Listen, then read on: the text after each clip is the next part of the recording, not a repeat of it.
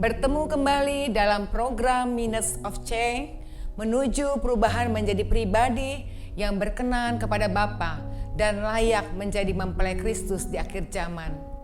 Hari ini saya mau berbicara tentang Tuhan mengajar melalui kegagalan. Kegagalan adalah cara Tuhan mengajarkan kita untuk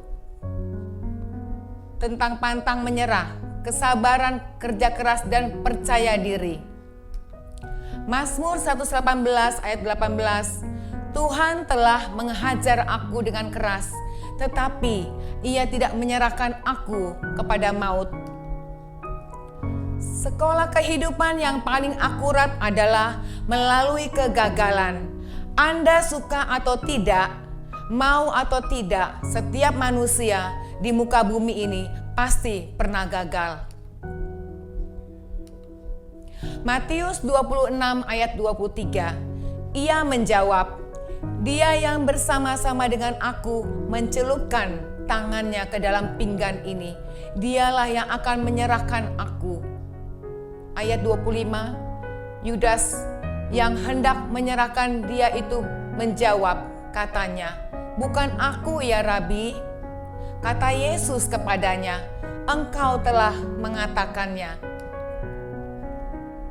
Bahkan Yesus sendiri dengan sengaja memilih satu murid yang gagal dari ke-12 muridnya, agar melalui kegagalan sang murid rencana Allah menjadi sempurna. Amin. Roma 14 ayat 22. Berpeganglah pada keyakinan yang engkau miliki itu bagi dirimu sendiri di hadapan Allah. Berbahagialah dia yang tidak menghukum dirinya sendiri dalam apa yang dianggapnya baik untuk dilakukan. Ada banyak hal dalam hidup ini yang tidak dapat dikendalikan. Kita tidak dapat memilih orang tua dari ras atau kebangsaan apa, kapan dilahirkan, dan kita pun tidak dapat mengontrol karunia dan bakat yang Tuhan anugerahkan. Itu sebabnya jangan menghukum diri karena nenek moyang atau merasa menjadi orang yang tidak berguna karena terus merasa gagal. Roma 14 ayat 23, tetapi barang siapa yang bimbang, kalau ia makan, ia telah dihukum, karena ia tidak melakukannya berdasarkan iman. Dan segala sesuatu yang tidak berdasarkan iman adalah dosa. Kita tidak dapat mengetahui kehebatan seseorang dari bakat, kekayaan, atau pendidikannya. Tetapi kita bisa menemukan kehebatan seseorang justru dari keuletan dan ketekunannya dalam mengejar impiannya. Ibrani 11 ayat 6, tetapi tanpa iman tidak mungkin orang berkenan kepada Allah. Sebab barang siapa berpaling kepada Allah, ia harus percaya bahwa Allah ada dan bahwa Allah memberi upah kepada orang yang sungguh-sungguh mencari Dia. Amin. Sekalipun hidupnya penuh badai dan gelombang, semangatnya tidak pernah pudar, imannya tetap kokoh. Mereka tidak pernah bimbang dan ragu terhadap janji-janji Tuhan. Matius 9 ayat 28-29. Setelah Yesus masuk ke dalam sebuah rumah, datanglah kedua orang buta itu kepadanya, dan Yesus berkata kepada mereka, percayakah kamu bahwa aku dapat melakukannya?